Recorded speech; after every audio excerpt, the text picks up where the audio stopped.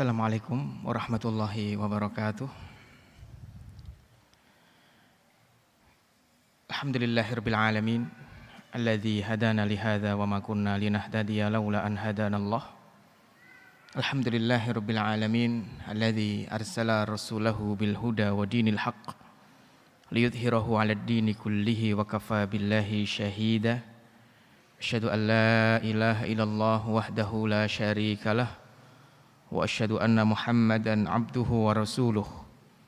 Allahumma salli wa sallim wa barik ala nabiyyina Muhammadin sallallahu alaihi wasallam wa ala alihi wa sahbihi wa man tabi'ahu bi ihsanin ila yaumiddin.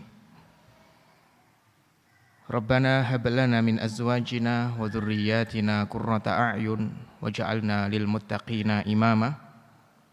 Rabbana ja'alna muqimis shalah wa min dzurriyyatina Rabbana wa taqabbal du'a. Amin ya rabbal alamin. Amma ba'du. Bapak Ibu, saudara sekalian, jamaah salat Isya Masjid Darussalam Geria Tugu Asri yang dimuliakan Allah Subhanahu wa taala. Puji syukur alhamdulillahirabbil alamin kita panjatkan kehadirat Allah.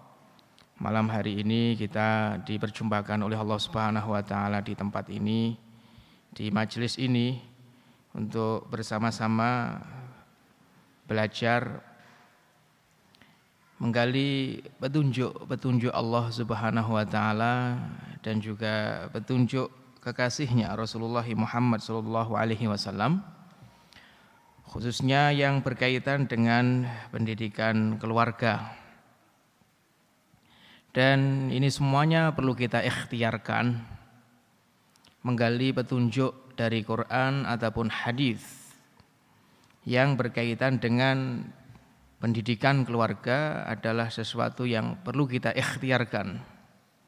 Karena sesungguhnya kita ini di dalam mendidik anak babnya bukan pinter-pinteran. Mana yang paling pinter nanti anaknya pasti lebih benar, kurang lebih begitu. Jadi ternyata didik anak itu babnya bukan pinter-pinteran, tapi didik anak itu babnya adalah bagaimana aktivitas kita dalam mendidik mereka itu sebisa mungkin mengikuti apa yang dicontohkan oleh Rasulullah SAW. Mengikuti petunjuk Nabi SAW. Karena kalau kita mengikuti petunjuk Nabi itu pasti tidak salah, ya, pasti benarnya. Dan yang lebih penting, kalau kita mendidik keluarga kita sesuai dengan yang dicontohkan oleh Nabi, ya, yang paling penting ini, kita ini akan dicintai oleh Allah Subhanahu wa taala. Ya. Karena Allah Subhanahu wa taala berfirman, "Qul in kuntum tuhibbunallaha fattabi'uni." Katakan Muhammad, kalau kalian benar-benar mencintai Allah, maka ikuti aku. Nanti apa? Yuhibbukumullah wa yaghfir lakum dzunubakum. Nanti Allah akan mencintai kalian dan Allah akan mengampuni dosa kalian. Jadi mendidik anak itu babnya bukan pinter-pinteran, ya, tapi mendidik anak itu babnya adalah bagaimana kita ikhtiar dalam aktivitas pendidikan keluarga kita itu sebisa mungkin ikut petunjuk Nabi. Nanti kalau ikut petunjuk Nabi, ya, nanti dapat cintanya Allah, keluarga kita dapat rahmatnya Allah. Kalau dapat cintanya Allah, ya masalah-masalah pasti akan hadir di tengah-tengah keluarga kita. Tapi pertolongan Allah itu cepat sekali menyelesaikan permasalahan tersebut. Ya, mungkin keluarga kita sama seperti keluarga-keluarga Muslim yang lain. Tidak pernah lepas dari namanya masalah. Tapi masalah itu tidak bernilai masalah kalau kita ketika mendapatkan masalah itu dalam keadaan dicintai oleh Allah Subhanahu wa taala. Makanya orang yang paling besar masalah dalam kehidupan ini adalah para nabi. Tapi masalah yang besar dan banyak yang mereka hadapi itu menjadi tidak ada apa-apanya ketika mereka menjalani itu semuanya dengan cintanya Allah Subhanahu wa taala. Gitu ya. Makanya ini yang penting, Pak. Dan ini yang jarang dijadikan sebagai target di dalam tema-tema parenting, di dalam tema-tema pendidikan anak. Gitu ya. Dan ini harus kita jadikan sebagai apa? Sebagai fokus utama kita dalam pendidikan anak. Gitu ya. Baik, Bapak Ibu saudaraku sekalian yang dimuliakan Allah Subhanahu wa taala. Malam hari ini kita akan melanjutkan pembahasan kita tentang pendidikan anak. Terakhir sekitar sebulan yang lalu kita sampai pada pembahasan pendidikan anak di usia 4, 5, dan 6 tahun. Dan kita membahas kebutuhan apa yang paling penting untuk kita tanamkan pada anak di usia itu. Dan pembahasan terakhir kita kemarin apa Pak kebutuhan utama anak di usia itu? Yang pertama bermain, yang kedua dialog. Ya. Bermain kemarin sudah kita bahas cukup banyak, saya menyampaikan riwayat-riwayat di mana Rasulullah SAW bermain secara fisik dengan sahabat-sahabat kecil. Apakah itu cucu beliau atau itu anak-anaknya para sahabat. Dan yang kedua, kali ini kita masih membahas poin pertama, apa sih kebutuhan anak di usia itu. Karena sebagaimana yang saya sampaikan di awal, di setiap tahapan usia 1, 2, 3, 4, 5, 6, 7, 8, 9 sampai 24. Berarti kita partisi ada 8 tahapan itu sampai usia 24. Nanti 24 tuh ya gambaran kita sudah siap untuk menikah. Kan gitu. Dan bukan hanya siap untuk menikah, tapi sudah gelisah dengan masalah umat. Gitu. Nah, kalau orang sudah memikirkan masalah umat gitu loh, maka itu artinya dia sudah kokoh untuk urusan internal keluarganya. Ya, dia sudah punya pola. Karena kalau orang ngurusi masih berkutat pada masalah keluarga, itu nanti tema-tema besar keumatan tuh lewat, Pak. Ya, nggak sempat mikir itu, nggak sempat ngurusi itu. Nah, goal kita tuh begitu itu nanti insya Allah. Dan 8 seri itu kan kita bahas setiap tahapan itu 3 pembahasan. Yang pertama kebutuhan utama di tahapan itu. Yang kedua masalah yang perlu kita perhatikan di tahapan itu. Dan yang ketiga nilai apa yang perlu kita tanam di tahapan itu. Nah 4, 5, 6 itu kita masih membahas pembahasan pertama, kebutuhan utama anak di usia itu apa. Nah kemarin kita sampaikan ada 2, 1 bermain, yang kedua dialog. Nah bermainnya sudah kita bahas kemarin, gitu ya. Dan malam hari ini saya ingin menambahkan sedikit beberapa catatan yang saya renungi dan mungkin bisa menjadi renungan teman-teman sekalian, Bapak Ibu sekalian untuk urusan bermain sebelum kita masuk di kebutuhan dialog. Yang pertama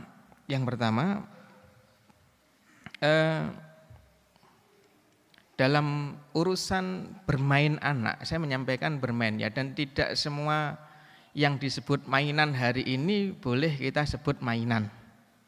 Kan gitu ya.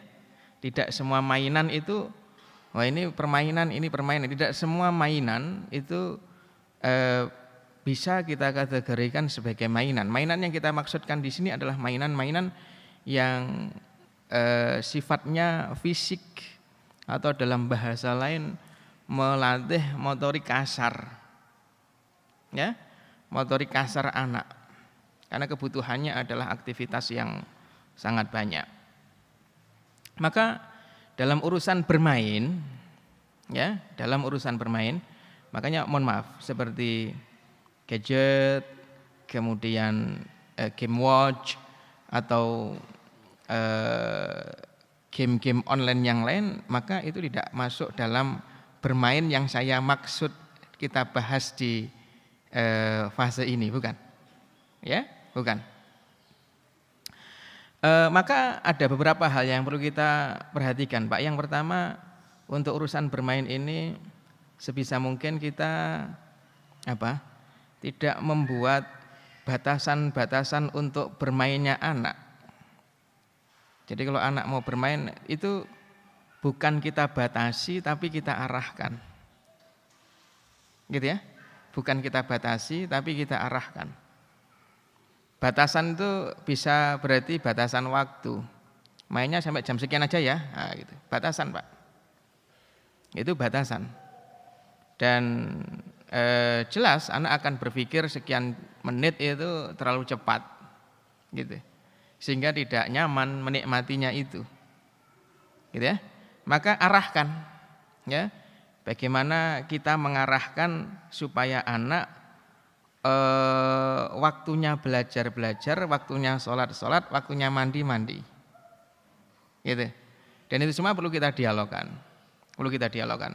Dan anak di usia 4, 5, 6 sudah siap untuk berdialog, ya. Yang kedua, buatlah program minimal seminggu sekali keluar bersama dengan anak, ya, keluar rumah dengan anak untuk pergi ke tanah lapang, Pak. Ya, kalau di komplek kita ada tempat yang lapang, kita bisa manfaatkan itu, ya. Tapi kalau memang tidak ada, maka kita bisa menentukan di mana gitu contohnya. Kalau yang dekat dengan ini ada UI, sana itu kan dekat, lapang sekali, mau lari-lari. Nah, di situ biarkan anak sesuka hati mau lari-lari, mau lompat, mau naik sesuatu, yang penting sudah kita pastikan ini tidak bahaya. Ya, ini tidak bahaya dan itu outdoor, di luar. Ya. Apakah itu anak laki-laki atau itu anak perempuan? Yang ketiga, sebagai orang tua jangan bosan kalau anak kita meminta untuk mengunjungi tempat bermain yang sama, walaupun itu berkali-kali. Gitu. Kita sudah nyoba ini, gitu. Kemudian begitu kita jalan lagi, anak kita pengen main itu lagi, ya. Kita ajak lagi, pengen main itu lagi. Lah kita ini kan sebagai orang tua kadang berpikirnya mbok main yang lain saja, biar banyak pengalaman kamu, gitu ya. Tapi di anak tidak bisa seperti itu, ya. Karena anak mengulang-ulang satu permainan yang sama itu menunjukkan bahwa permainan itu dia ridhoi, permainan itu dia sukai. Ya, maka kalau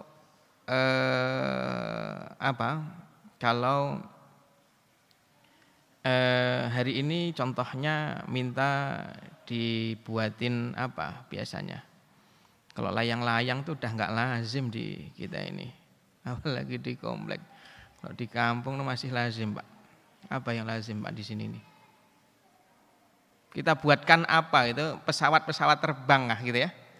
Kemudian dia terbangkan di halaman rumah, di jalan depan rumah dengan teman-temannya. Besok minta dibuatin kayak begitu lagi, padahal kemarin juga sudah dibuatin gitu. Besoknya lagi minta dibuatin lagi, maka jangan jenuh untuk menuruti itu.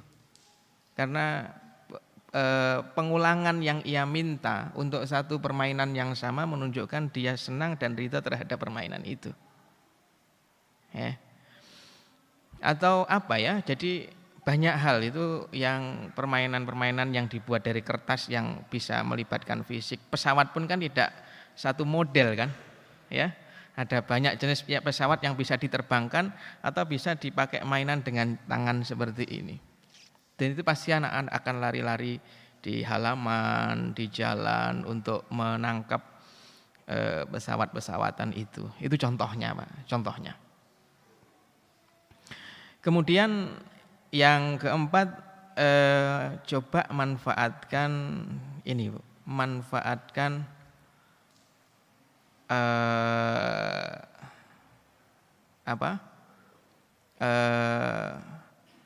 manfaatkan bermain sebagai terapi untuk permasalahan yang kita dapati pada anak kita. Jadi bermain bisa kita gunakan sebagai terapi untuk permasalahan di anak kita. Gitu ya. Contohnya Pak.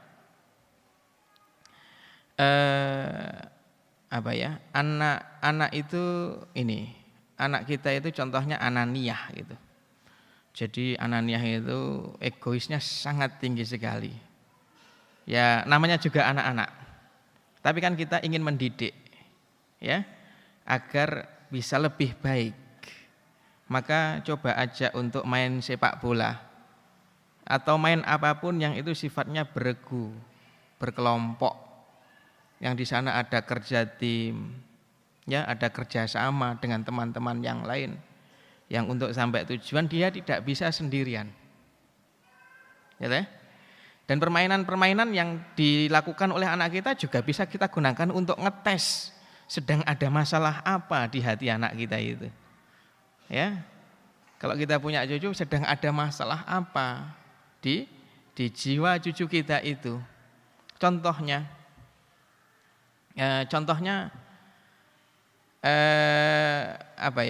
ada anak perempuan gitu, contohnya kita kasih boneka, itu bonekanya dirias-rias, itu bonekanya disisirin dengan rapi, dimanja-manja dan seterusnya.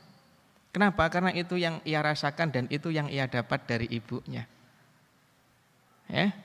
Tapi ada juga ya anak perempuan kecil gitu yang nyisirin bonekanya sambil marah-marah, ya, sambil mukul-mukul bonekanya, gitu, sambil ngomel, ya, kamu ini kalau jam segini harus tidur, jangan rewel saja, atau bagaimana lah itu, biasanya lazimnya anak kecil, ya. Jadi dia tidak menimang-nimang boneka, tapi dia ngomel, dia grundel, dia omel ini itu boneka itu. Oh berarti ada masalah itu, ya, pada jiwa anak perempuan kita dan itu harus kita sembuhkan, harus kita obati. Atau ada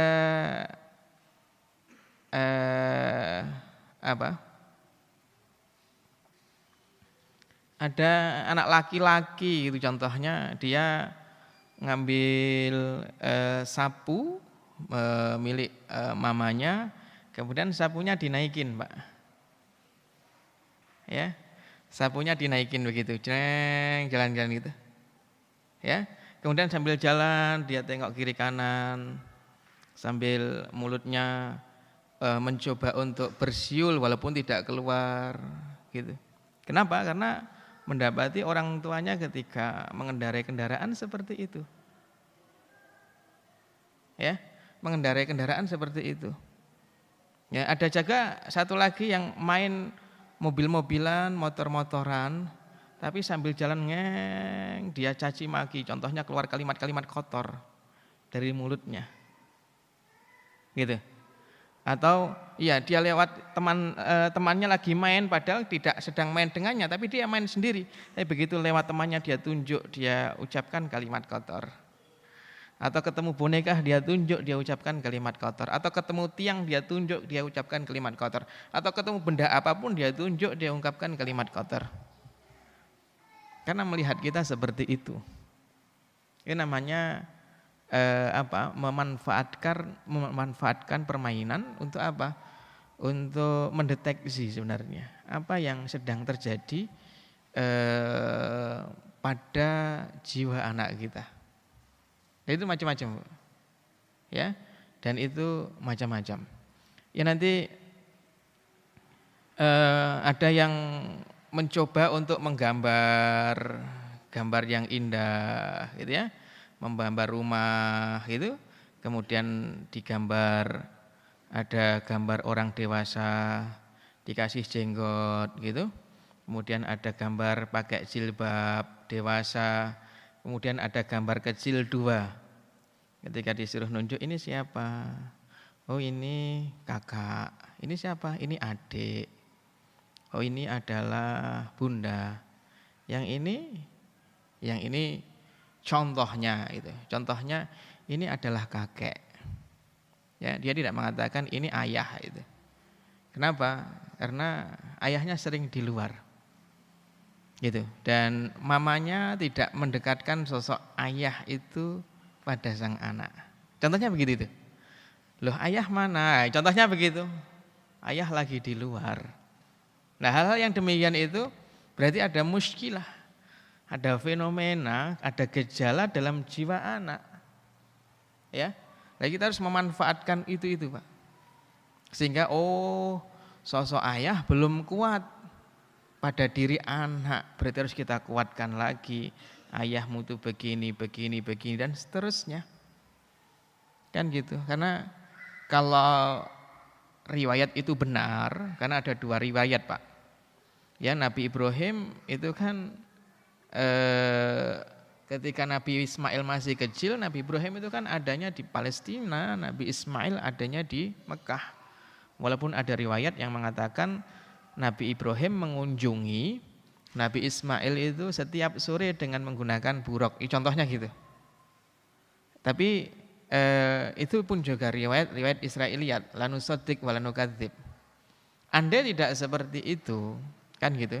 Tapi lihat bagaimana peran seorang Hajar yang bisa menanamkan dan mendekatkan sosok Nabi Ibrahim yang sangat kuat pada diri anaknya, yaitu Nabi Ismail. Sehingga kuat sekali itu sosok ayah Ibrahim pada diri Nabi Ismail itu sangat kuat sekali. Bahkan dalam riwayat disebutkan ketika nanti dewasa Nabi Ibrahim berkunjung ke rumah Nabi Ismail dan ternyata enggak ada Nabi Ismail, yang ada istrinya. Kemudian tanya, gimana hidupmu? Hidupku sangat berat dan seterusnya. Kurang lebih begitu itu. Lalu apa? Lalu ya udahlah, nanti kalau suami mau pulang suruh dia mengganti teras rumahnya atau palang pintunya dan seterusnya. Kurang lebih begitu. Itu begitu Nabi Ibrahim pulang. Setelah itu tidak lama kemudian Nabi Ismail pulang ke rumah. Istrinya belum ngomong, tapi Nabi Ismail sudah merasa kayaknya ada ayahnya yang baru saja datang. Kayak gitu tuh gimana? Kok bisa tahu gitu loh? Kan gitu ya? Dari mana ada kalau tidak ada kebiasaan yang sangat kuat yang ditangkap oleh Nabi Ismail dari sosok ayah yang didekatkan oleh ibunya. Makanya ini penting, Pak. Gambar apa gitu contohnya.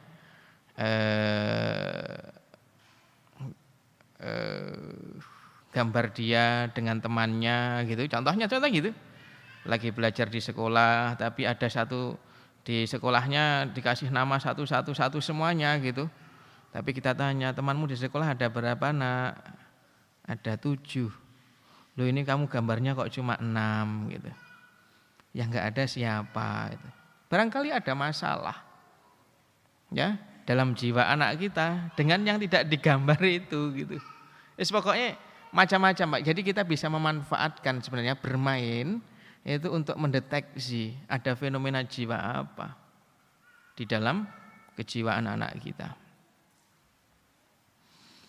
Dan Bapak Ibu saudara sekalian yang dimuliakan Allah Subhanahu wa taala, itu beberapa hal yang berkaitan dengan bermain sebagai pelengkap apa yang saya sampaikan pada pertemuan sebelumnya.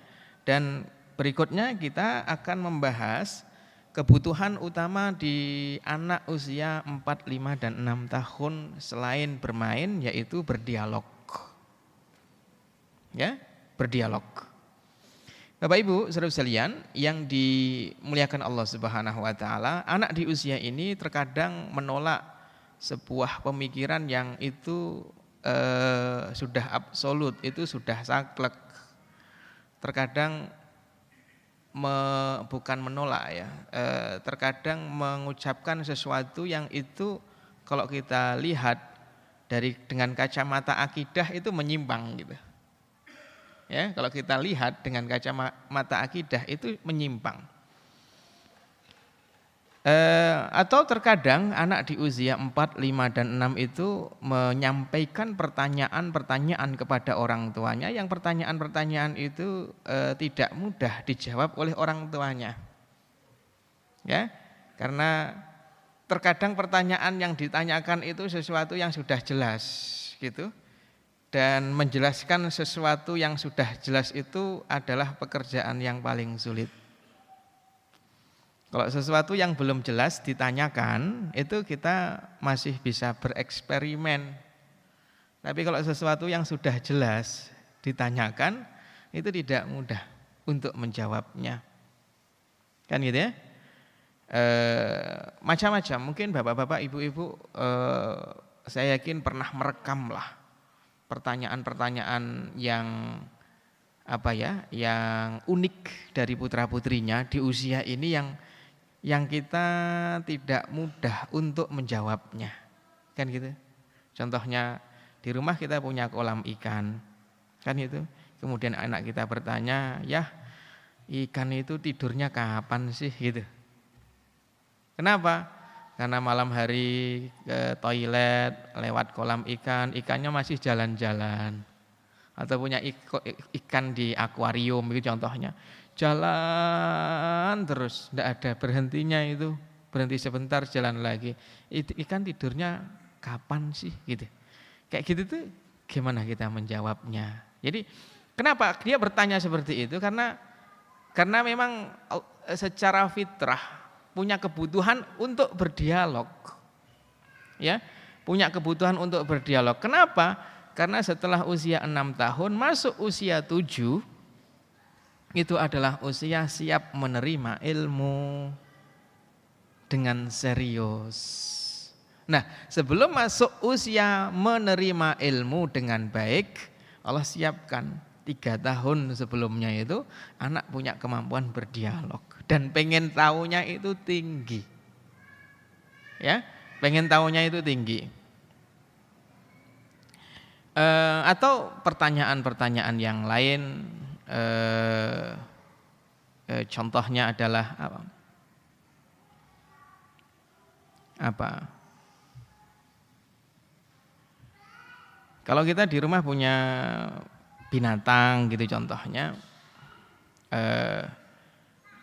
beberapa varian burung kayak saya itu di rumah itu. Mungkin anak akan bertanya, kenapa yang ini makannya kok buah-buahan, yang ini makannya biji-bijian, kok enggak sama? Padahal dua-duanya sama-sama burung, gitu contohnya itu Pak. Ya, jadi hal-hal yang hal-hal yang sudah lumrah itu masih ditanyakan lagi dan itu tidak mudah untuk menjawabnya. Maka ladeni Pak. Ya, ladeni dahaga dialog yang sedang dialami oleh anak kita itu. Ladeni walaupun menanyakan pertanyaan yang sama itu berulang-ulang. Hari ini ditanyakan, besok ditanyakan lagi, lusa ditanyakan lagi. Gitu ya. Ladeni itu. Ya. Maka ketika anak kita dalam kondisi seperti itu, kita yang harus bersyukur, Pak. Ya, banyak nanya dan pertanyaan-pertanyaan yang tidak mudah kita jawab. Maka ada beberapa hal yang perlu kita perhatikan saat kita berinteraksi dengan pertanyaan-pertanyaan anak-anak kita yang terkadang tidak mudah untuk kita jawab. Yang pertama, pastikan bahwa kita itu jujur dalam menjawabnya. Gitu ya, pastikan kita jujur dalam menjawabnya. Jangan mengada-ngada. Jangan merekayasa jawaban. Gitu ya. Jangan merekayasa jawaban. apa contohnya?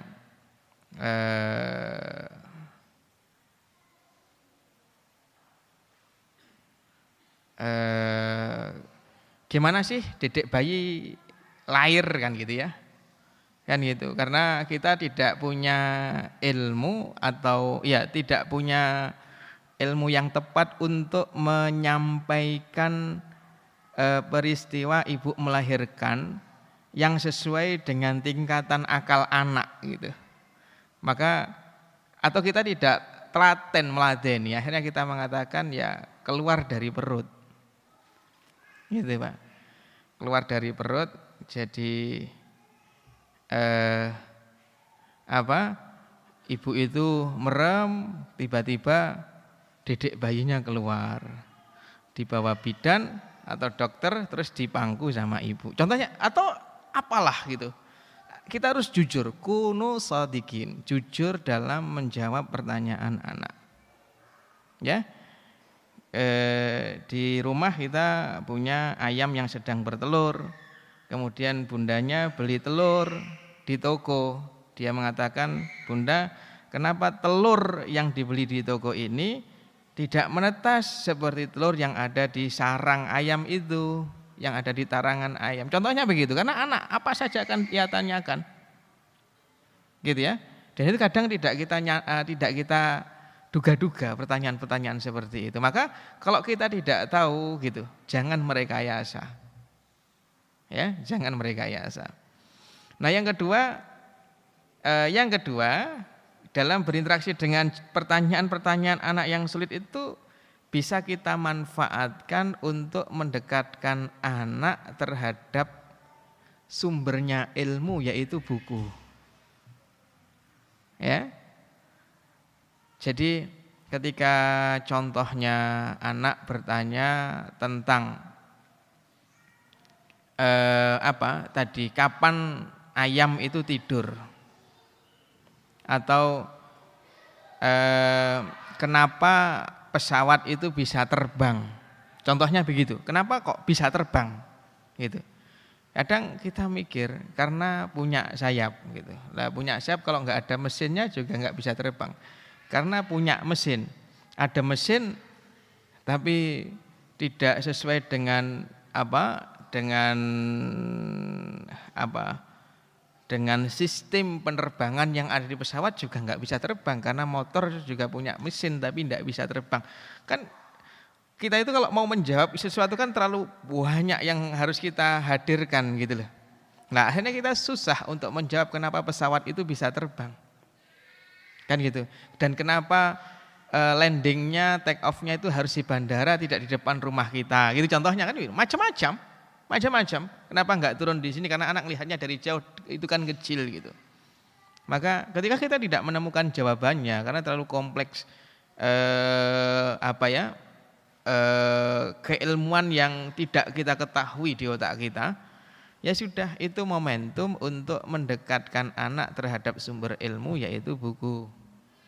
Ajak anak ke toko buku, kemudian belikan buku tentang penemuan-penemuan di dalam sejarah Islam itu, kan gitu ya.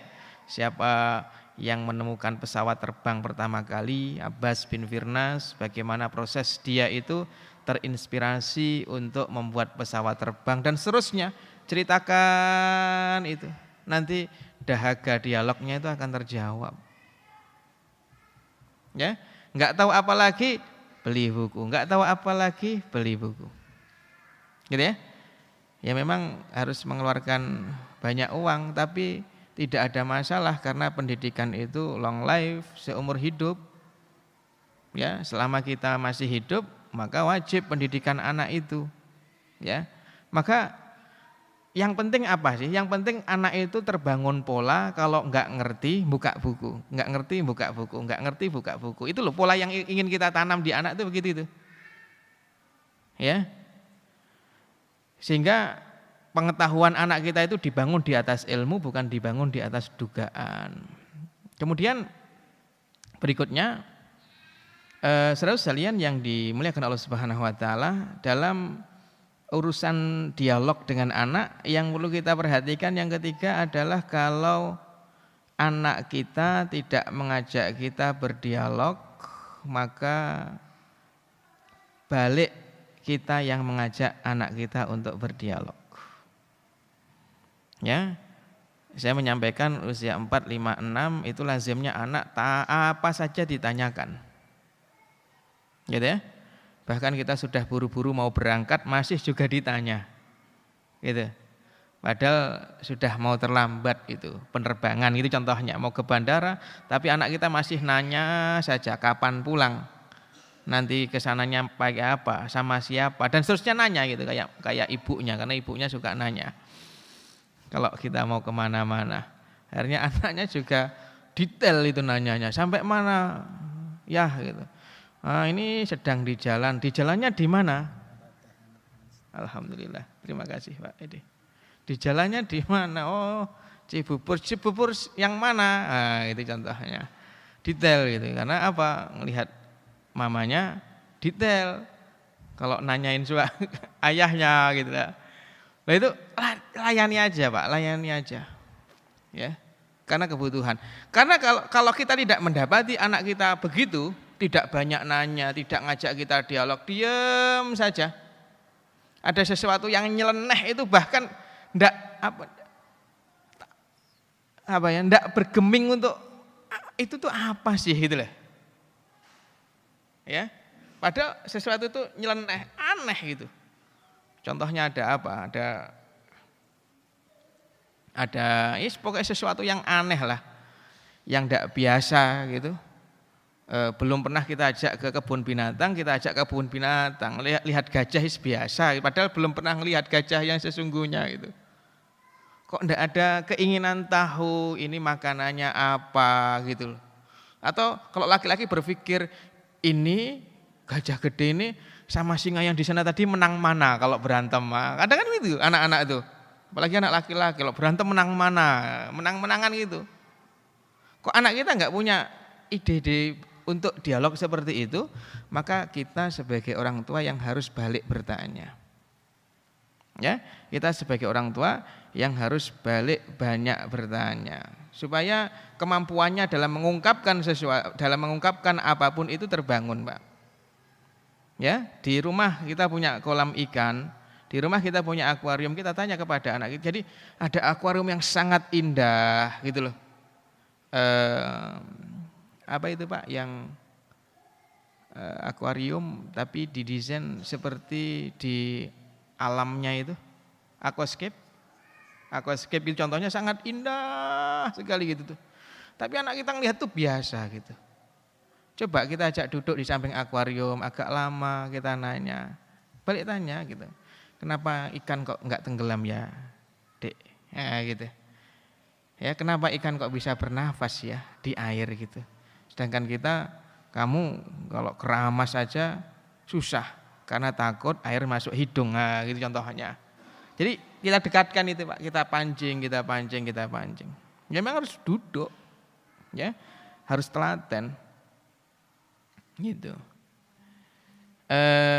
Atau ketika turun hujan kita bertanya, gimana hujan ini turunnya, airnya turun dari langit ya. Tapi air yang di langit itu asalnya dari mana? Gitu contohnya.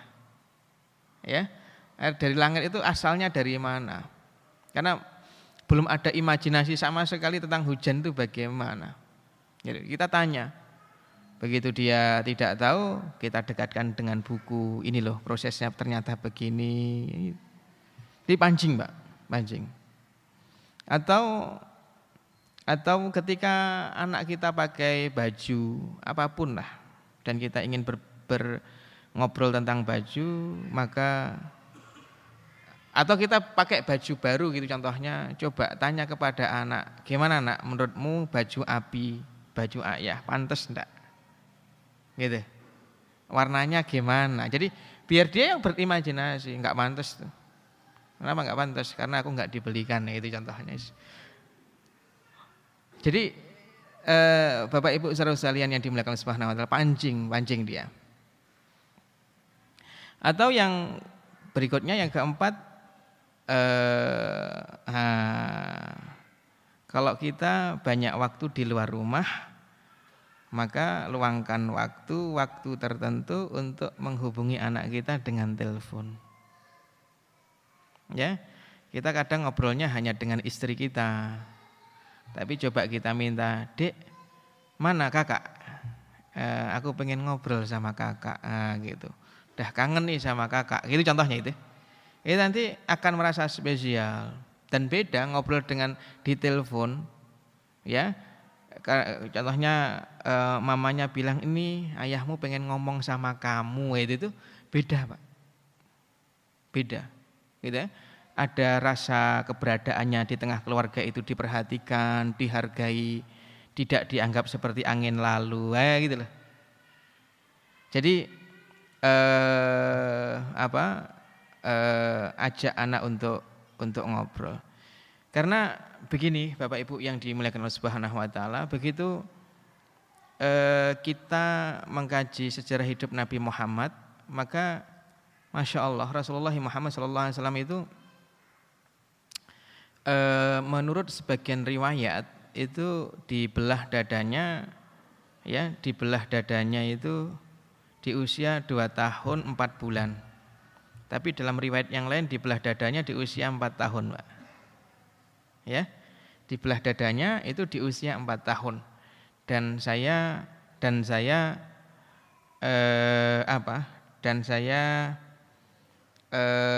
menduga kuat yang di usia 4 tahun itu yang lebih kuat daripada yang 2 tahun 4 bulan. Kenapa? Karena begitu Rasulullah SAW dibelah dadanya, kemudian didatangi oleh saudara sesusuannya, putranya Halimah Sa'diyah itu, maka Rasulullah itu bisa menggambarkan dengan detail peristiwa yang beliau alami. Ya. Kepada Halimah Sa'diyah itu detail loh, Pak. Nanti silahkan Bapak Ibu membuka riwayatnya itu dalam Sirah Ibnu Ishaq atau Sirah Ibnu Hisham, gitu ya. Itu riwayatnya seperti apa? Lihat kalimat Nabi ketika menjelaskan kepada Halimah Sa'diyah. Ya, ketika aku bermain, tiba-tiba aku didatangi oleh 2 orang yang berbaju putih, gitu loh. Ya, kemudian membaringkanku di bawah pohon. Setelah itu mereka mengeluarkan panci yang berisi air, lalu membelah dadaku, lalu mengeluarkan, mencuci dan seterusnya. Dan itu Nabi itu bisa menceritakan itu dengan sangat baik gitu. Dan itu di usia di bawah 5 tahun. Ya, itu di usia di bawah 5 tahun. Jadi itu luar biasa, Pak. Ya, itu luar biasa. Itu pelajaran mahal bagi kita. Dan kalau babnya dialog, maka ini berkaitan dengan pembahasan di usia 1, 2, 3, di mana usia 1, 2, 3 itu nilai mengajarkan bahasa yang baik, kosakata itu penting bagi anak. Kan gitu ya. Jadi kalau sudah usia 4, 5, 6 itu pokoknya dialog sama ini, Pak, ajarkan pola bahwa memilih kata yang pas itu penting. Gitu. Jadi jangan cuek dengan kesalahan berbahasa.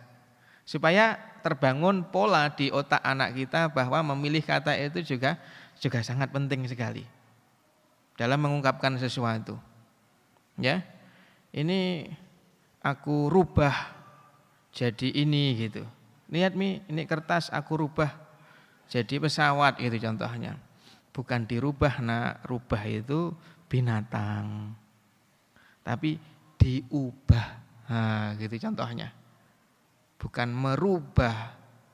Merubah itu kamu membinatangkan itu. Ya, tapi mengubah karena dari kata ubah bukan dari kata rubah.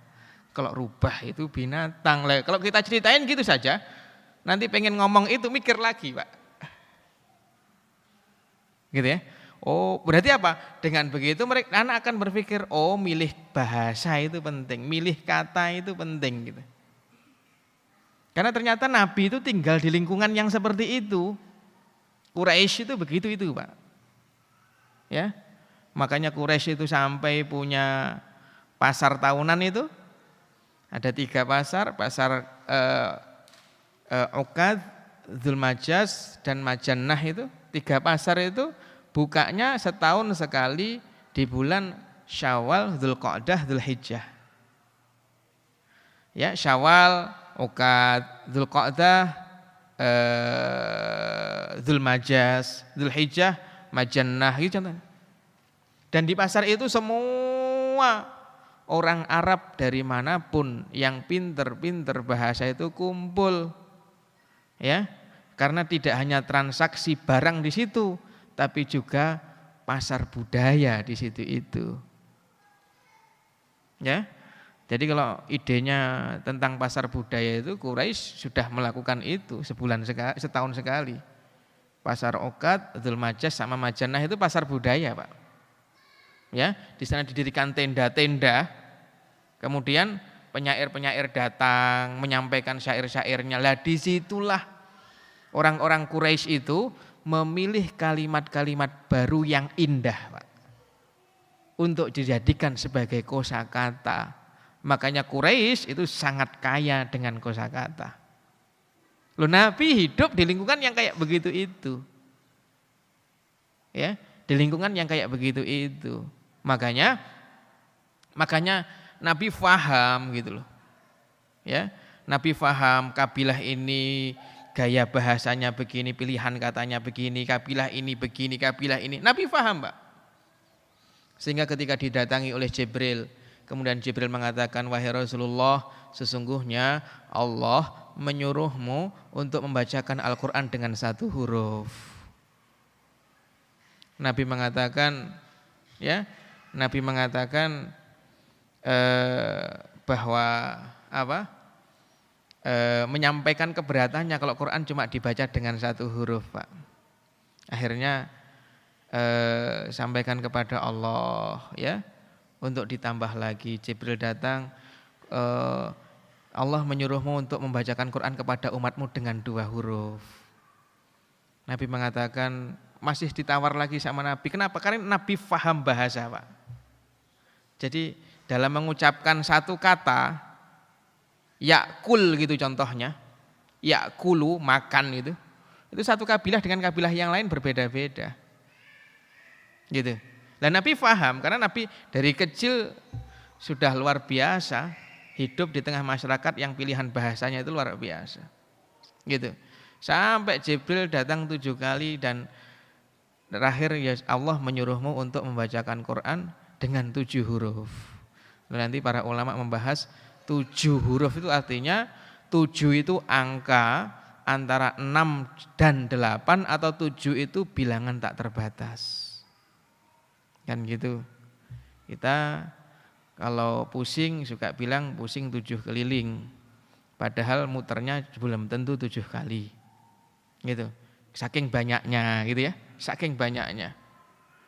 Nah, kata 7 itu kalau dalam penggunaan Arab sering digunakan. Kalau satuan 7, kalau puluhan 70, kalau ratusan 700, kalau ribuan 7.000 atau 70.000. Itu biasanya menunjukkan bilangan tak terbatas. Kayak Rasulullah mengatakan, aku itu sehari istighfar ya sebanyak 70 kali. 70 itu bisa berarti bilangan yang tidak berbatas. Kan gitu loh. Jadi akhirnya dengan 7 huruf itu kenapa? Karena Nabi faham ada kabilah ya Badui itu satu rumah dengan rumah yang lain kan jauh-jauh, Pak. Ya. Satu rumah dengan rumah yang lain itu jauh-jauh karena jauh gitu loh. Maka 1 huruf dengan huruf yang lain pun harus sangat jelas. Gitu loh. Kalau yakulu ya yakulu gitu contohnya. Kalau a'anzartahum ya a'anzartahum. Kenapa? Karena orang Badui itu satu tenda dengan tenda yang lain jelas sehingga ngerti ini dengan ini. Tapi begitu Quraisy yang tinggal di kota, ya, dan nanti para ahli qiraat mengatakan yang sering membaca Quran dengan imalah itu adalah orang Quraisy itu. Kenapa? Karena dekat rumah mereka dan cepat dalam menyampaikan informasi. Kadang angdzartahum, tidak angdzartahum, tidak yakulu tapi yakulu. Kan begitu. Jadi itu diketahui Nabi karena Rasulullah itu hadir dari lingkungan masyarakat yang sangat memperhatikan bahasa, gitulah. Makanya ini yang perlu kita teladani dari Nabi kita, Pak. Ya, kita teladani dari Nabi kita. Baik, Bapak Ibu saudara sekalian yang dimuliakan Allah Subhanahu wa taala, ini pembahasan pertama untuk kebutuhan anak di usia 4, 5 dan 6. Selanjutnya kita akan masuk di pembahasan tentang perkara apa yang perlu kita waspadai di anak usia 4, 5 dan 6. Sebelum kita masuk di sini mungkin ada yang ingin bertanya, saya persilahkan. Iya, silahkan Pak. Ada bisa bantu mic?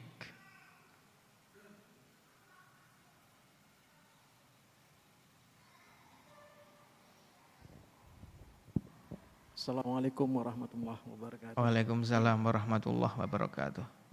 Di usia anak 4, 5, 6 tahun itu adalah kita bermain dan dialog, Ustaz. Dialog.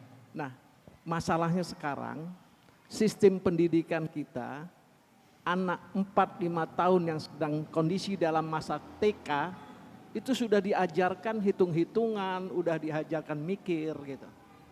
Apakah ini tidak bertentangan dengan yang Ustaz sampaikan? Kemudian dalam hal dialog kepada anak kecil itu mereka lebih banyak berimajinasi seperti apa yang dia lihat. Yeah. Contoh, ibunya kerja, kadang-kadang ibunya mengatakan, kenapa nggak kerja? Lagi cuti. Nah, waktu kita berdialog sama anak kecil itu, cucu lah, katakan saya cucu, dia mengatakan, dia berdialog kepada kita, itu dia mengatakan, sayang, seolah-olah dia sedang pergi ke kantor.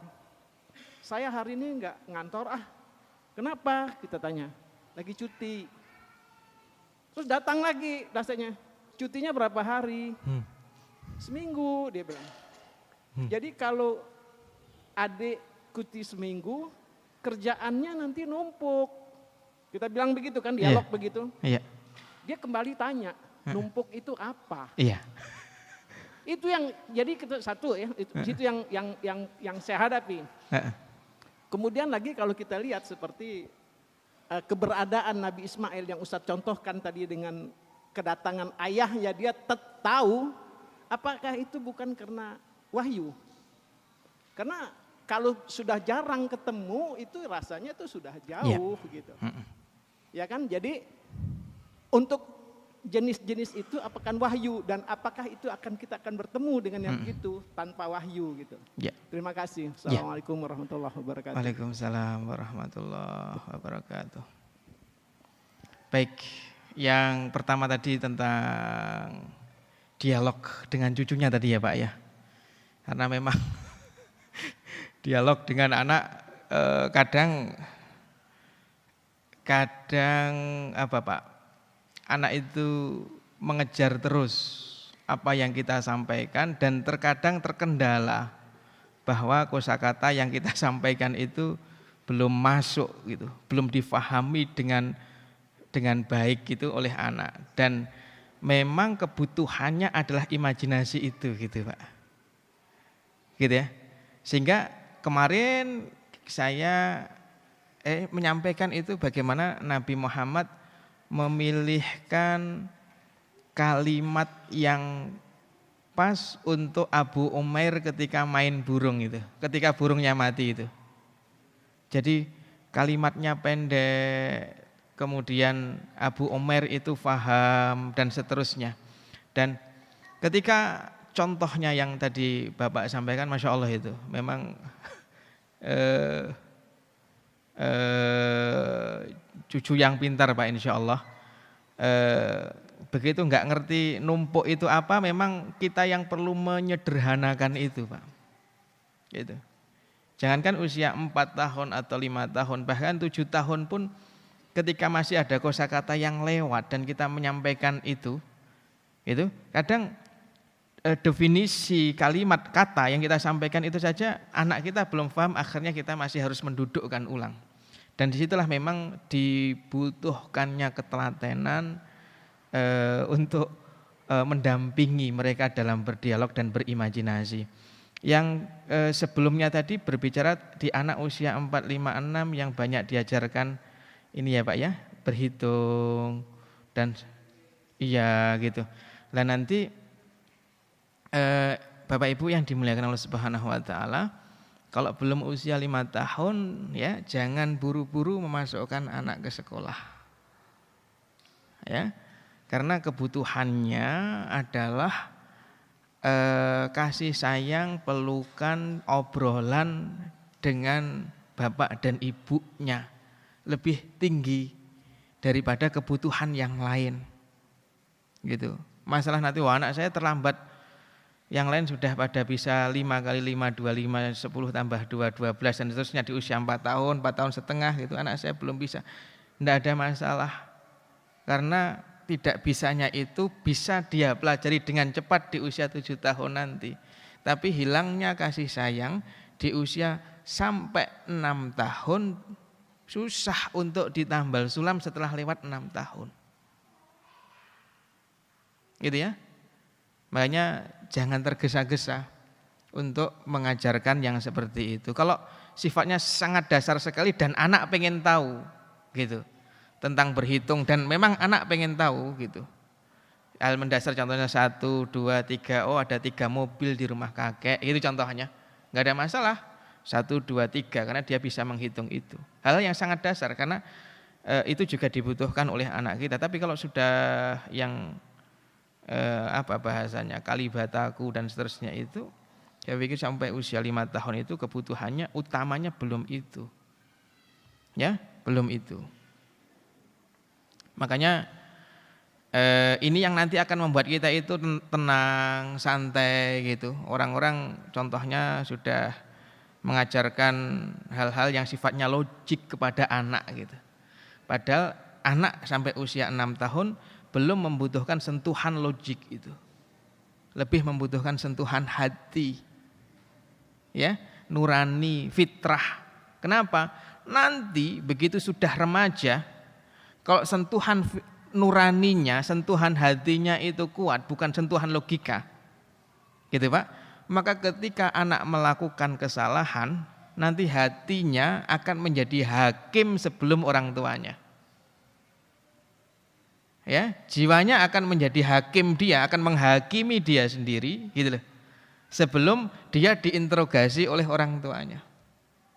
Makanya nanti dalam pendidikan ada pentingnya menghidupkan hati supaya hati itu menjadi kontrol bagi anak kita.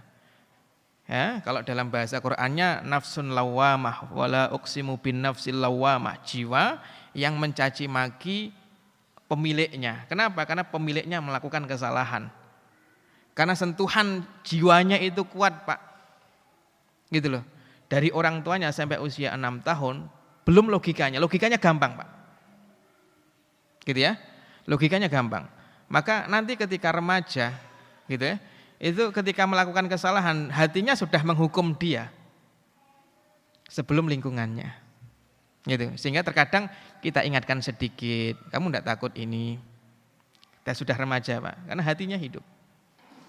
Maka tahapan ini yang perlu kita tapaki dengan sabar memang.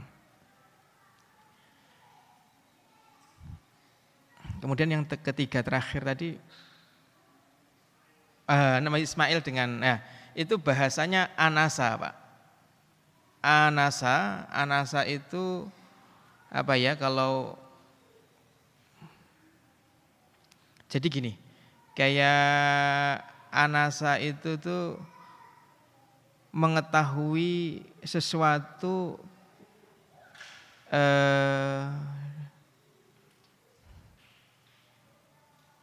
saya pengen menyebut feeling, tapi itu bukan feeling Pak. Mengetahui sesuatu masuk rumah gitu, kok ada sesuatu yang berubah dari rumahnya gitu. entah pintunya yang nutupnya ndak lazim, contohnya, kayaknya berarti ada yang masuk. Jadi mendapati ada sesuatu yang berubah di rumahnya, apakah apapun itu yang berubah, bahkan itu sesuatu yang sangat remeh gitu contohnya Pak. Itu kursi kok tiba-tiba basah gitu contohnya. Maka saya menduga ini ada yang masuk. Contohnya gitu. Jadi yang terjadi pada Nabi Ismail itu beliau itu anasa, merasakan ada yang datang dan itu adalah bapaknya. Makanya kemudian bertanya kepada istrinya. Dan pada saat itu Nabi Ibrahim alaihissalam, Nabi Ismail, karena nubuahnya masih nubuah Nabi Ibrahim, maka beliau belum menjadi nabi. Ya, karena nubuahnya masih nubuah Nabi Ibrahim alaihissalam. Sehingga risalahnya yang dibawa Nabi Ismail masih mengikuti risalah Ibrahimiyah yang dibawa oleh bapaknya. Jadi begitu Pak. Saya tidak tahu padanan kata di dalam bahasa Indonesia, tapi dalam bahasa Arabnya anasa yu'nizu. Anasa yu'nizu itu merasakan sesuatu yang tidak biasa, seperti kondisi saya keluar rumah tadi gitu. Dan itu yang menjadikan saya merasa ada yang berubah itu macam-macam Pak. Kadang posisi sendal yang berubah gitu. Atau ada air yang tumpah padahal tadi sebelum berangkat tidak nyiramin pot gitu contohnya gitu Pak. Tapi kok ada bercak air di sini gitu contohnya. Jadi ada ada faktor yang dia lihat yang itu berbeda dengan kondisi sebelum dia tinggal. Dari situlah kemudian dia punya feeling. Kayaknya ada yang berubah, ada yang datang dan seterusnya. Itu apa kalau dalam bahasa kita? Apa Pak? Anasa yu'nizu itu. Ini apa? Kalau feeling bukan feeling, karena feeling itu enggak ada indikator apa-apa yang dia lihat, dia cuma merasa dia akan begini gitu saja. Tapi Nabi Ismail tahu ada sesuatu yang berbeda di rumahnya dengan sebelum dia keluar rumah. Gitu. Wallahualam bishawab. Wallahualam bishawab. Ada lagi pertanyaan? Oh ya, silakan Pak. Pak Agus. Assalamualaikum warahmatullahi wabarakatuh. Waalaikumsalam warahmatullahi wabarakatuh. Pertanyaan satu. Ya. 1A.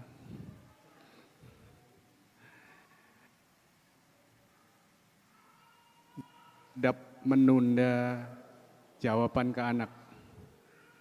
Kadang-kadang anak bertanya tidak pada waktunya. Misalnya ketika ada tamu datang, atau ketika sedang bertamu, atau ketika sedang di masjid, atau kita sedang buru-buru misalnya.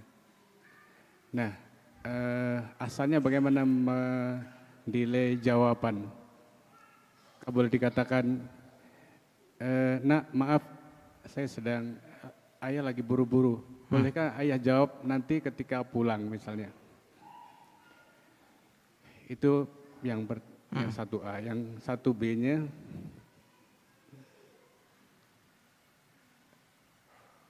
belajar membaca itu seyogyanya di usia keberapa? Karena tadi kan disampaikan ketika ada pertanyaan kita arahkan untuk ke toko buku misalnya. Iya. Ini nyambung dengan yang 1A. Mendidik itu sekaligus jadi alasan orang tua untuk googling lebih dulu, Tat. Kalaupun memang belum bisa baca anaknya. Gitu. Kemudian yang ketiga, atau 1C-nya, apakah jawaban itu seyogyanya diarahkan untuk menanamkan tauhid pada usia itu? Menanamkan tauhid. Tauhid. Ya. Jawaban saintis atau jawaban tauhid? Ya. Itu saja. Ya. Assalamualaikum warahmatullahi wabarakatuh. Waalaikumsalam warahmatullahi wabarakatuh. Baik, yang pertama ketika anak bertanya pada waktu yang menurut kita tidak pas, gitu ya. Sama seperti dalam perjalanan malam ini Pak, saya dari Keranggan ke sini, ba'da maghrib berangkat, kemudian di mobil saya memang suka memutar kajian-kajian berbahasa Arab, masyayikh dari Timur Tengah. Lalu anak saya yang paling kecil tuh baru saja pulang camping dan ingin menyampaikan beberapa pengalaman yang ia dapat, bisa membuat tenda dan seterusnya waktu camping itu. Hanya karena saya sedang fokus Pak, ya, karena ada tema yang bagi saya di tema ini sering sekali orang salah memahami, gitu. Sering sekali orang salah memahami. Kemudian saya tanggapi Pak, ya, saya tanggapi semampu saya, bahkan saya beberapa kali mengulang untuk menit yang sama, karena lewat terus dan ini sangat krusial Pak, ya. Tidak sedikit dari umat muslim yang salah memahami tentang hadis itu. Saya sedang menyimak penjelasan hadis sebenarnya. Lalu saya tanya, kemudian dia tanya, kemudian saya komentari, ya, semampu saya, sampai pada akhirnya saya minta tolong kepada istri saya untuk menjelaskan kepada anak saya bahwa abinya sedang belajar, gitu. Begitu sudah sampai pintu keluar tol Cisalak, saya matikan, ya, saya matikan. Baru kemudian saya ajak untuk ngobrol. Tadi kamu diajarin apa oleh ustadzmu, kan gitu Pak. Jadi tidak ada masalah, yang penting jangan dicuekin. Ya. Kenapa? Nanti setelah ini kita akan bahas perkara apa yang paling bahaya di anak usia 4, 5, 6. Nanti akan kita bahas Pak, bahwa ketika anak ingin ngomong kemudian kita mengatakan, maaf ya nak, Abi sedang belajar. Maaf ya nak, Abi sedang ada tamu. Maka sebenarnya anak sedang belajar, oh kalau ada tamu tidak boleh begini. Oh kalau abinya sedang belajar, kita tidak boleh begini, gitu Pak. Jadi itu juga bagian dari pola pembelajaran untuk anak kita, sehingga anak kita ngerti adab, gitu. Jadi tidak apa-apa, tapi sampaikan bahwa abi sedang begini, ayah sedang begitu, dan seterusnya. Jangan dicuekin, gitu ya. Lalu yang kedua tentang awak tadi,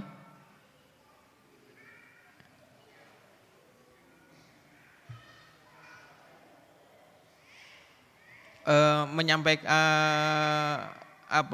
jawaban yang sifatnya saintis, itu. Oh, itu yang ketiga. Yang terbaik di usia berapa untuk belajar membaca gitu. Belajar membaca. Gitu. Ya. Jadi gini,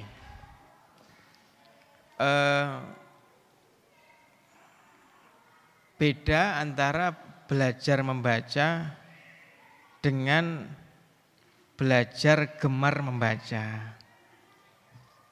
gitu Pak. Orang sering sekali terlalu kaku pada masalah belajar membaca, gitu ya, sehingga punya target-target tertentu, dan karena terlalu kaku akhirnya anak pun tidak menikmati itu dalam belajar, gitu. Anak saya di usia sebelum usia sekolah, sebelum 5 tahun Pak, tiga-tiganya sudah selesai membaca Latinnya. Jadi begitu usia 5 tahun masuk sekolah, itu PR-nya tinggal hijaiyah, Arabnya, gitu Pak. Jadi Latinnya, karena Latinnya bahasa induk kita, abjad induk kita Latin itu, bukan Arab. Gitu. Hanya saya selalu berpegang bahwa tujuannya bukan supaya anak saya bisa baca, tapi tujuannya supaya anak saya senang baca. Gitu. Sehingga tidak kaku di dalam mempraktekkan itu pada anak. Gitu ya.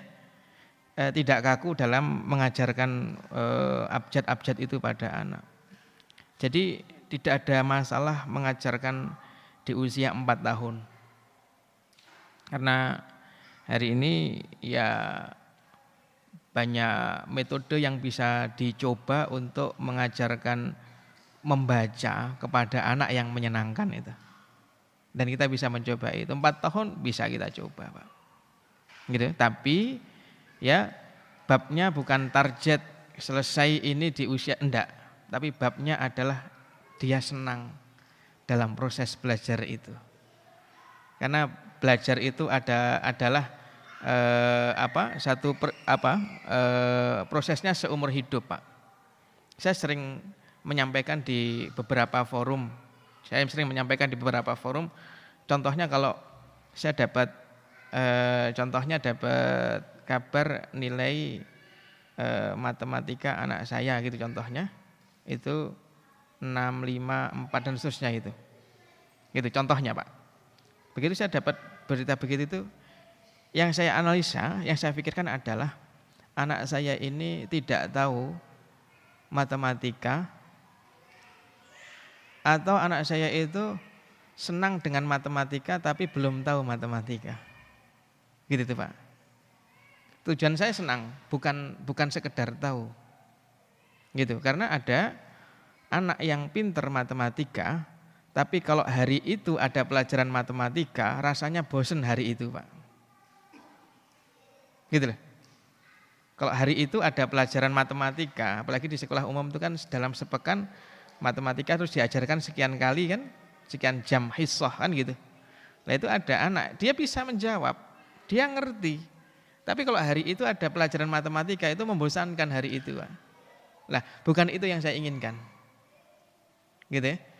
Jadi mendingan walaupun tidak tahu tapi dia menikmati karena beda. Dia sangat menikmati itu matematika, dia sangat menikmati itu berhitung tapi dia belum tahu.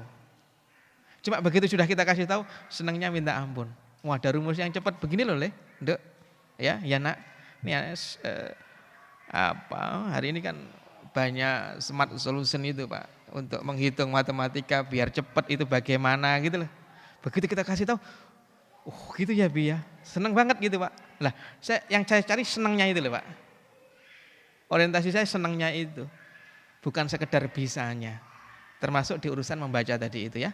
4 tahun bisa kita mulai. Ya. Baik, kemudian pendekatan untuk jawaban anak di usia 4, 5, 6 itu apa? Khatibin nasa biqadri uqulihim. Ajaklah bicara orang sesuai dengan kadar akal mereka. Sering sekali ini disalahartikan bahwa anak usia 4, 5, 6 itu tidak bisa mencerna hal-hal yang sifatnya akidah, tauhid, ghaib gitu, sehingga semuanya harus konkret. Contohnya begitu itu. Dan itu adalah sesuatu yang tidak benar, tidak pas. Nyatanya anak kita itu di usia 4, 5, 6 kalau melihat Superman yang bisa terbang gitu ya, padahal hanya menggunakan kain yang ditaruh di belakang kan gitu, sehingga dia minta dibelikan baju yang sama dengan bajunya Superman yang ada bikininya tapi tidak bisa terbang. Tapi dia tetap mempercayai itu Superman bisa terbang.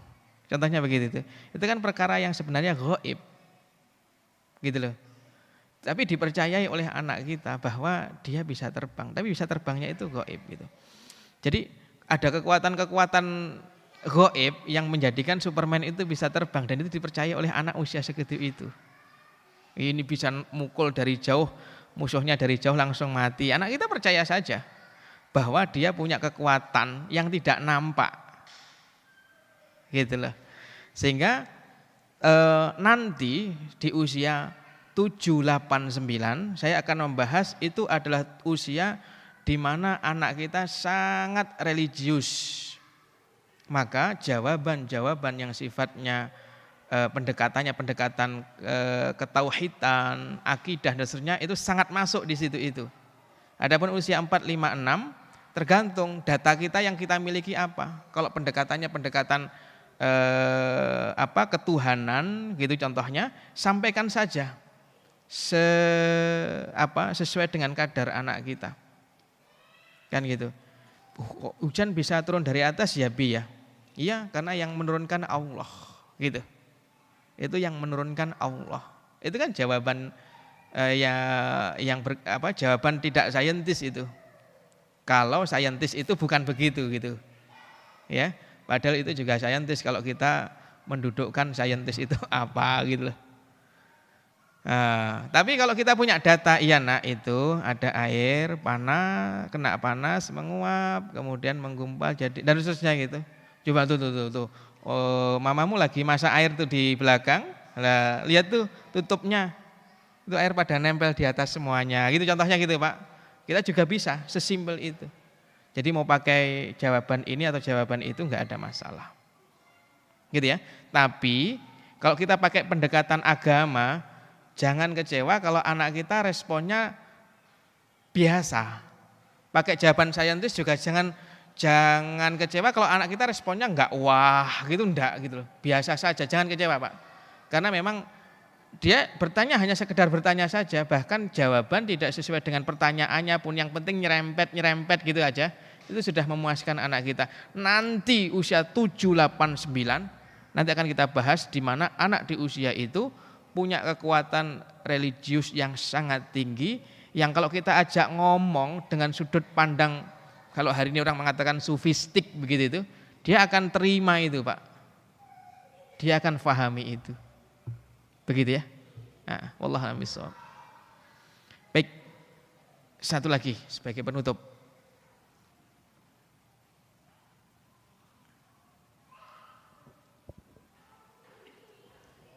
Bismillahirrahmanirrahim. Ya Ustaz, ada 2 pertanyaan Ustaz. Ya, yang pertama. Yang pertama, dialog antara Luqman dengan anaknya Ustaz. Ya. Di ayat 13. Ya. Idza qala Luqmanu li ibnihi wa huwa ya'izuhu ya bunayya la tusyrik billah inna syirka la zulmun azim. Ya. Jadi ini kan dialog tentang tauhid Ustaz ya. Yang ingin saya tanyakan, begitu dalamnya nasihat seorang ayah kepada anaknya dengan kalimat penutup itu inna syirka la zulmun azim. Ya. Jangan mempersekutukan Allah. Nah, kira-kira usia anaknya Luqman ini sehingga Luqman berdialog seperti ini, kira-kira usia berapa Ustaz? Sehingga kita sebagai orang tua untuk dialog-dialog seperti ini tepatnya kita tempatkan posisi anak kita di usia berapa, itu yang pertama. Yang kedua, ini terkait dengan dialog juga. Tadi Ustadz juga menyinggung, Ustadz Herpi menyinggung bagaimana dialog Nabi Ibrahim kepada menantunya. Di dalam riwayat dikatakan paling tidak ada 3 kali. Yang pertama itu Ibrahim mengatakan kepada menantunya bahwa jadi begini, menantunya itu waktu ditanya bagaimana kabarnya Ismail, semua kalimat yang muncul dari istri yang pertamanya ini kalimat keluh kesah. Kami susah dan seterusnya. Jadi ada satu pesan yang disampaikan Nabi Ibrahim kepada menantunya ini karena tidak ketemu dengan Nabi Ismail. Ya. Tadi Ustadz juga menyinggung dengan kata-kata ganti palang pintu. Nah, itu yang pertama. Ya. Yang kedua, setelah ternyata Nabi Ismail menangkap itu untuk menceraikan istrinya. Ya. Tadi mungkin hampir sama pertanyaannya. Padahal kita tahu bahwa Nabi Ibrahim itu jarang sekali ketemu dengan anaknya, tapi mengapa Nabi Ismail bisa menangkap itu, dan itu kan suatu keputusan yang sangat fatal saat kalau ternyata salah begitu. Ya. Apakah ini wahyu? Tapi sepertinya tidak begitu. Bagaimana kita bisa menanamkan hal seperti ini kepada anak kita? Ada kalimat-kalimat yang sebetulnya kiasan tapi tepat sasaran kepada anak kita, kita mencontoh antara dialog dengan Ibrahim dengan Ismail ini Ustaz. Bagaimana kita menanam pola-pola seperti itu? Ada bahasa-bahasa yang sebetulnya kiasan tapi itu tepat. Karena kalau salah pastikan fatal akibatnya Ustaz. Mohon penjelasannya. Assalamualaikum warahmatullahi wabarakatuh. Waalaikumsalam ya warahmatullahi wabarakatuh.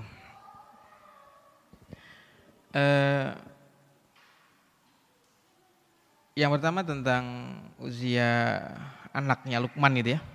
Berapa tahun saat dinasehati oleh ayahnya. Maka saya belum mendapatkan riwayat apakah itu hadis Nabi atau itu riwayat Israiliyat yang menjelaskan tentang usia anaknya. Gitu. Menjelaskan tentang usia anaknya, tapi gitu.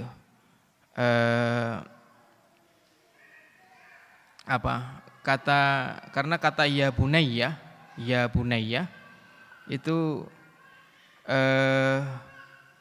diucapkan oleh Nabi Ibrahim saat ingin menyembelih Nabi Ismail alaihissalam, dan Nabi Ismail alaihissalam ketika itu usianya adalah usia baru saja mimpi basah, sudah balik ya, tapi manggilnya tetap masih ya bunayya. Atau kalimat itu diucapkan oleh Nabi Nuh alaihissalam kepada anaknya yang bernama Kan'an atau Yam, dan usianya sudah sangat dewasa sekali itu. Nah, sehingga wallahu alam itu usia anaknya Luqman saat dinasehati itu usia berapa, tapi karena nasihat-nasihatnya ini berisi tentang perintah, larangan dan akidah, maka rasanya usianya adalah usia taklif. Ya, usia sudah wajib melakukan kewajiban dan wajib meninggalkan hal-hal yang dilarang oleh agama. Gitu. Ditambah lagi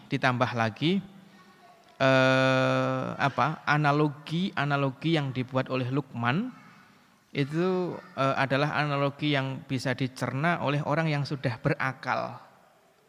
Ya bunayya innaha in takum mithqala habatin min khardalin fatakun fi sakhratin aw fis samawati aw fil ardi ya'ti bihallah. Nak, amal perbuatan itu ya sekecil apapun itu, walaupun di atas langit, di dalam batu, di bumi dan seterusnya, nanti akan dibalas oleh Allah. Ilustrasi seperti itu bisa dicerna oleh orang yang berakal. Berarti anaknya sudah akil, sudah balik. Gitu ya. Berarti anaknya sudah akil balik, tapi usia pasnya berapa? Wallahu a'lam. Ya, wallahu a'lam, tapi yang jelas akil iya, balik iya. Akilnya dari mana? Dari nasihat-nasihat yang tidak mungkin difahami kalau belum berakal. Baliknya dari mana? Dari kontennya. Karena kontennya adalah perintah dan larangan. Begitu ya Pak ya? Maka nanti lebih detail lagi ya perlu dikaji itu cara Luqman memilih kata itu seperti apa. Karena setiap nasihat diawali dengan panggilan ya bunayya. Setiap nasihat ya kapan nasihat disampaikan dengan kata larangan dan kapan nasihat disampaikan dengan kata perintah dan kapan nasihat disampaikan dengan analogi dan permisalan. Dalam hal apa sih larangan itu harus ditekankan? Dalam hal apa kita enggak perlu larangan tapi cukup penggambaran? Dalam hal apa kita perlu perintah tidak harus dengan larangan dan juga tidak dengan penggambaran? Contohnya begitu. Dan yang terakhir, alasan yang disampaikan oleh Luqman di setiap nasihatnya. Kenapa enggak boleh syirik? Alasannya ini. Kenapa jangan berjalan di muka bumi dengan sombong? Alasannya ini. Kenapa kita harus hati-hati dengan amal perbuatan sekecil apapun itu? Alasannya adalah ini. Kenapa jangan mendengakkan dagumu? Alasannya ini. Kenapa jangan meninggikan suaramu? Alasannya ini. Jadi reason, alasan di setiap perintah, larangan, dan nasihat itu selalu disampaikan oleh Luqman kepada anaknya. Gitu ya. Berarti anaknya masih perlu disuapin itu Pak. belum dewasa yang bisa berpikir. Ya, maksudnya berpikir itu kayak orang dewasa kayak usia 30 tahun belum gitu kayaknya. Karena masih kayak dituntun gitu. Kamu la tusyrik billah, seolah-olah. Makanya ulama tafsir mengatakan la tusyrik billah, kayak Syekh Mutawalli Sya'rawi dalam Khawatir Asy-Sya'rawi menyampaikan ketika Luqman mengatakan la tusyrik billah inna syirka la dzulmun adzim. Janganlah kamu menyekutukan Allah. Kenapa Luqman mengatakan sesungguhnya menyekutukan Allah kezaliman yang besar? Seolah anaknya bertanya, "Yah, kenapa saya enggak boleh menyekutukan Allah?" Gitu, Pak. Ya, wala tusair khaddaka linnasi wala tamshi fil ardi maraha. Nak, kamu jangan dengakkan dagumu ketika ketemu orang, jangan berjalan di muka bumi dengan sombong. Kemudian Luqman mengatakan innallaha la yuhibbul mukhtalin. Allah enggak suka orang yang sombong. Seolah anaknya bertanya, "Yah, kenapa saya enggak boleh mendengakkan begini?" Gitu loh. Jadi alasan itu disampaikan oleh Luqman karena ada pertanyaan dari anaknya, kenapa enggak boleh begini? Kenapa saya harus begitu? Kenapa kok begini gitu loh, Pak. Nah, kenapa biasanya disampaikan oleh anak-anak muda. Gitu ya, Pak ya. Akil balik. Kemudian yang kedua, ini masalah bahasa, Pak. Karena memang semua nabi yang Allah Subhanahu wa taala pilih itu punya kecerdasan berbahasa. Ya, mustahil nabi Allah utus tidak punya kecerdasan. Karena tugas utama mereka adalah tabligh, menyampaikan risalah dari Allah Subhanahu wa taala. Maka nabi itu adalah orang-orang yang paling fasih di alam semesta, walaupun yang paling fasih di antara yang fasih adalah Rasulullah Muhammad sallallahu alaihi wasallam. Utitu jawami al-kalim, aku dikasih apa yang tidak Allah kasih kepada nabi sebelumnya. Apa? Kalimat pendek tapi maknanya dalam. Tapi nabi-nabi sebelum Nabi Muhammad orangnya cerdas berbahasa, fasih karena harus menyampaikan risalah dari Allah. Lah orang yang cerdas berbahasa itu, Pak, gitu loh. Orang yang cerdas berbahasa itu ya punya kelihayan dalam memainkan, kan gitu. Anak kita yang punya kecerdasan bahasa kan juga begitu. Ya kadang lihat sepatuku sudah lapar, gitu. Itu bagi saya anak yang punya kecerdasan bahasa, karena sepatunya apa, Pak, mangap gitu loh bawahnya itu kecerdasan bahasa loh, Pak. Kemudian kita mengatakan ya udah nak, besok kita ke toko, itu juga kecerdasan berbahasa. Beda dengan ya udah besok beli, itu bukan kecerdasan bahasa, Pak. Gitu ya. Ya udah besok kita ke toko, ya udah besok kita beli. Mana imajinasinya yang paling kuat dan banyak di otak anak kita? Besok kita ke toko, dia bayangkan ke toko mau naik apa, nanti lihat apa dan seterusnya, kan gitu. Jadi di anak-anak di masyarakat biasa pun sebenarnya bahasa yang bagus, kecerdasan bahasa itu nampak, cuma terkadang tidak mereka pahami karena mereka tidak mengetahui teori bahasa Indonesia atau teori bahasa Arab, gitu. Tapi di kalangan para nabi itu hal yang biasa, karena Nabi Ismail akan jadi nabi, Nabi Ibrahim adalah nabi, sehingga punya komunikasi yang sangat luar biasa.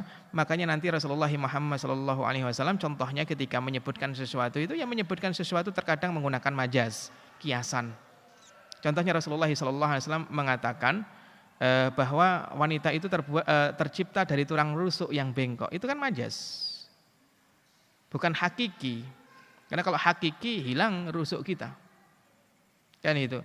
Tapi begitu majaz, kesamaannya di mana? Kesamaannya bukan kok tulang rusuk itu melindungi jantung, bukan. Tapi kesamaannya ada pada bengkoknya itu, yang digambarkan Nabi bengkoknya, bukan posisi tulang rusuk yang melindungi jantung. Gitu, Pak. Itu kan cara Nabi berbahasa yang sangat luar biasa dalam pilihan kata. Apalagi Pak, ini masih saya analisa, ini analisa saya, Pak, dan masih saya kumpulkan. Rasulullah itu saking cerdas berbahasanya, Nabi itu bahkan menjadi trendsetter untuk istilah-istilah. Hari ini kan kita masih nginduk jadi apa hari ini contohnya, ungkapan mantul gitu contohnya, apa mantul itu? Mantul itu kan istilah baru itu. Yang membuat kan juga ya anak-anak milenial lah gitu kan. Lah, Nabi itu dulu punya kecerdasan begitu itu, Pak. Jadi istilah-istilah yang apa ya? Yang belum difahami oleh banyak orang gitu. Nabi buat, kemudian akhirnya orang pakai istilah itu untuk apa? Untuk maksud tersebut gitu. Jadi Nabi banyak memunculkan term-term baru lah gitu. Ya, definisi-definisi baru, ini bagian dari kecerdasan berbahasa. Gitu. Apalagi Nabi Ismail juga calon nabi, Nabi Ibrahim nabi. Pasti begitu itu sudah paham atabatul bait gitu. Oh, kenapa? Karena memang kan gitu ya, karena memang tidak salah kalau kemudian makna atabatul bait, palang rumah atau tangga rumah atau teras rumah itu adalah wanita. Kan gitu. Jadi bukan sesuatu yang susah bagi Nabi Ismail untuk mentakwil kalimat itu. Kayak kita contohnya mengatakan mungkin, tapi hanya bisa difahami oleh orang yang sesama faham kinayah, kiasan gitu contohnya. Gitu ya. Wallahu a'lam bishawab. Jadi begitu itu. Wallahu a'lam bishawab. Sudah jam 9 lebih, kita cukupkan sekian, mudah-mudahan bermanfaat. Hadanallahu iyyakum ajmain. Subhanakallahumma bihamdika asyhadu an la ilaha illa anta astaghfiruka wa atubu ilaik. Assalamualaikum warahmatullahi wabarakatuh.